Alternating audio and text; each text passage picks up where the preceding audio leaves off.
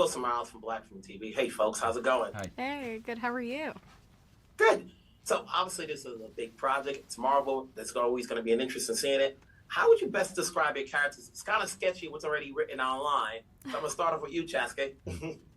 Say that again? Sorry, you what? How would you best describe your character? Oh, cleaning up. A lot of cleaning up. I would say that he's a guy who's running from his past, and that he's conflicted about the guilt of how Maya's life's turned out, and that I'd say he's in denial. From what we read, Bonnie is resilient and strong-willed. How much more can you say to that? And did you have to learn a lot on sign language prior to taking her on the road? Yeah, I play the character Bonnie, who is really incredibly close with Maya Lopez, or was when they were really young. They're essentially sisters, how close they are, and the relationship was really fractured between them when Maya ended up going to New York. And so through the season of Echo, the reconnection between Maya and Bonnie is one of the elements that shows the heart of Maya and who she might have been had she stayed on her res, or had she not become part of Fisk's group of people. And playing Bonnie, there was a lot of research involved, specifically learning ASL. I'm a hearing person. I didn't grow up with the language and didn't know any of it before filming, but it was something that I became really fascinated with. I'm still learning now. And it's something I hope to continue long after the end of this show. But yeah, Bonnie's a coda. She's a child of deaf adults. She's somebody who communicates best with Maya, and that's one of the ways that brought them closest together. But I also think that Bonnie is a little bit heartbroken when she learns who Maya's become as this hardened killer. How about you, Chaske? Did you have to learn ASL? Oh yeah, definitely. Yeah, I spent many hours with Doug going over ASL and then rehearsing. I did not know ASL before this project, and I'm very grateful that I was able to learn ASL and also be able to function in a scene with Alaqua. And I also think the audience is going to love it. I think audience is going to see something very, very special with this series. Yeah, without giving so much away, obviously there's a lot as actors you can take away from doing this series, because you're dealing with an actor who's deaf, and she's the center character here. So is there anything more you took away from doing this short series? Because obviously we're assuming and we know it's going to be renewed. Marvel doesn't do one and out. As far as what's your takeaway as an actor that you can bring on to whatever project you do next, or that you would take with you moving forward? What are the elements that we'll take with us moving forward? Yeah, what's your takeaway as an actor, skill set wise, you can use moving forward? I think that really breaking beyond barriers, in this case it was language barriers, in forming those relationships between characters was paramount, and that's something that I'll undoubtedly take with me moving forward, no matter who it is, whether it's a hearing person or somebody speaking whose first language is a different language. That was something that was a challenge, but one that we were all up to the task for, and that's something I'll carry with me forever. Mm-hmm. Now, Chaske, did you have to follow up and watch enough of the Marvel series to even though this is a standalone, but it's coming off from Hawkeye, to get an idea as to where it is, where Maya's character's from, even though we get a little bit more in the series? No, I didn't. The only thing I watched was Hawkeye, but I watched that before I got onto Echo, and I was a big fan of the show anyway. And when Maya Lopez came on, it was a really pleasant surprise. But I didn't know that Echo was down the future. I didn't know that was going to start being filmed down the future. I think the audience is going to be amazed at Echo, and they're going to love the plots, the characters, everything. Congrats on your roles. Congrats on the series. Let's talk down the road. Take care. Thanks, awesome. man. Take care. Thank you so much. Wilson Miles from Blackfeet TV. Hey, Sydney, how's it going? Good. How are you? Good. Obviously, it's a big feat.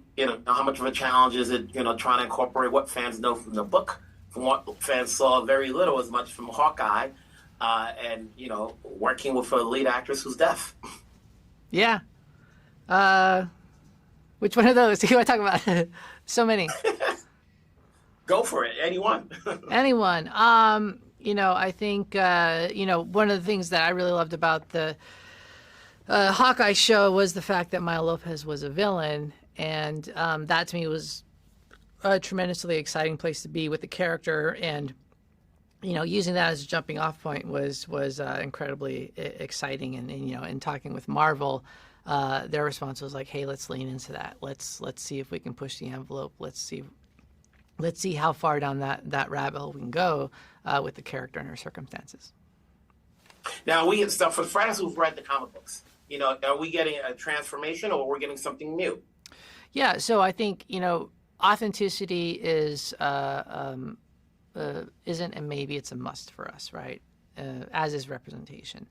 And so in the comic books, if you look at her first introduction in the series, she's introduced in Daredevil, right? And she's introduced as a member of the Blackfeet Nation in Montana, but she's Blackfeet in name only, that first comic book run of Maya Lopez is beautifully illustrated. They've got these wonderful sort of watercolor backdrops, and there's a lot of very exciting Native American imagery, but the images that were chosen were somewhat arbitrary. There's, for myself being Native American and looking at the comic book, I'm saying like, oh, well, that's ancestral Puebloan from the Southwest. That's like Inuit, like somewhere probably in Alaska, maybe. That's Six Nations up by New York imagery. And it was a bunch of cool images that were sort of selected without specificity or authenticity sort of in mind. And I mean, that isn't a fault of the illustrators, but that was just, the lack of resources at the time. And then again, on the deaf side, I think one of the things that's presented in the comic book run is that Maya Lopez is like an excellent lip reader, and one of the things that we did is that I'm not deaf, but we had deaf representation both in front of and behind the camera. We had consultants. We had deaf writers in the writer's room. We had an American Sign Language master that worked in translating our scripts. And one of the things we found out is that even the best lip readers in the world can only understand about 30% of what's being said. And so for us, we decided to lean into the authenticity of the character in the situation and the deaf experience, and create a character who was more accurate to that experience. As a director, how was working on Alaqua, and did you also have to learn ASL? Yeah, I think that was one of the first things that we did when I came on board, is that I started taking American Sign Language classes along with my department heads and our crew. And one of the things, in that case, because we were so early on in the process, it actually ended up dictating our entire visual style for how we shot the show. And so what do I mean by that? Like when you and I are speaking and communicating with each other, right? Like the words are coming out of my mouth, but it's the way and the tone and inflection that I deliver those words that creates subtext, right? So the words are the text and the way I deliver them, that's the subtext. But you need both of those things together to get the full emotional context of what I'm trying to communicate to you, right? So in ASL, it's slightly different, where when you're signing, you're typically signing here and here. And so when you sign, that's the text, right? But your face and the way that you emote, that is the subtext. So in order to get the full emotional context of what you're trying to communicate, you need to be able to see this and this. So basically what that means is that in our show, this is a close-up. And, and I think that was one of the great positive consequences that came from everybody taking ASL classes. Congrats on the series. It's amazing that obviously there's representation in all different areas of this show, which is the great sell of it. So we'll talk down the road. Let's make season 2 happen. Let's do it. Take care. Thanks. Wilson Morales from Blackfeet TV. Hello, Richie. How's it going? Good. How are you, sir? It seems like you've been working your way up. Hey. If there's anybody that knows Marvel series, it's you. Wow. So now that you're an EP on this, what did you want to do to put your fingerprints on this series?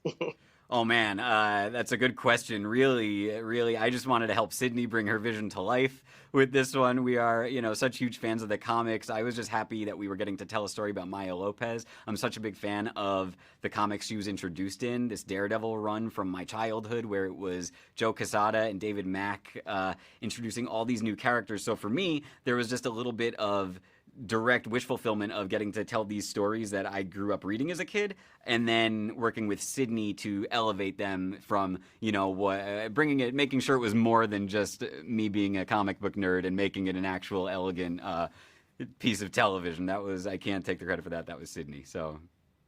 Can it be challenging when you only have five episodes or so for the first season, trying to map out the introduction of this character and then bringing in, the other characters like Wilson Fisk and Daredevil and trying to explain it all, so hopefully we can get a season 2 and not a one-off.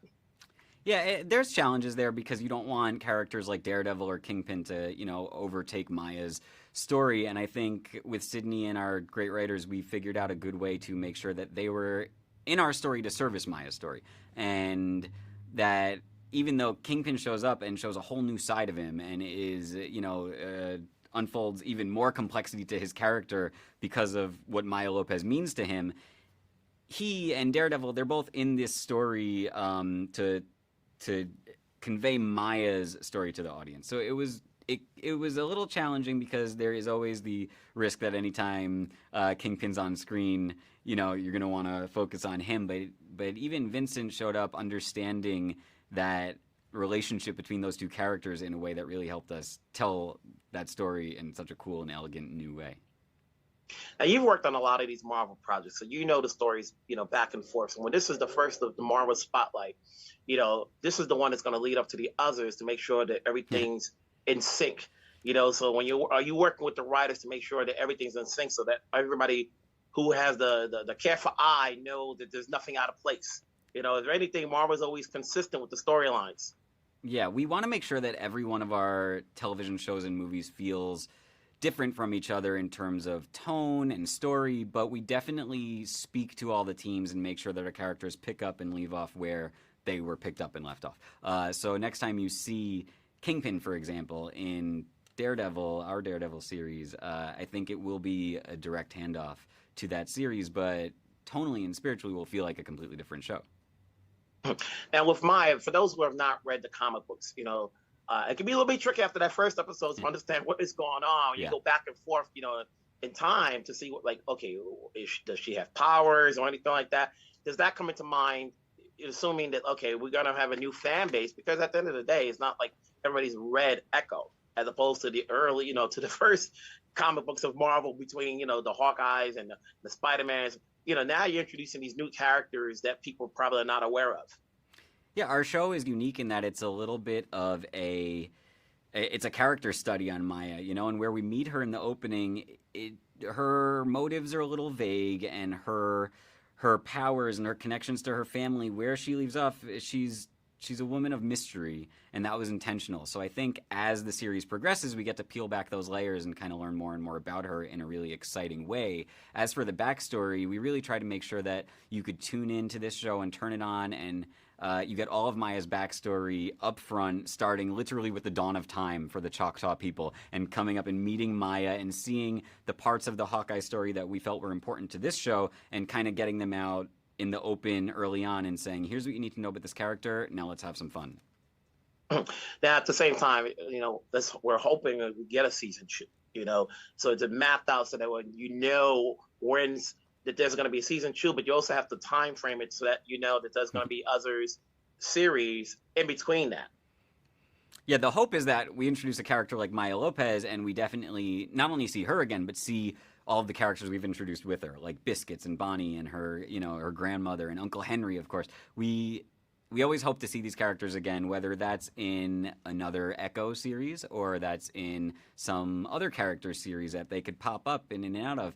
I think that's always been the fun of Marvel Studios, and now as we expand our television side and tell all these new types of stories, I think those opportunities will hopefully find themselves even more available to us.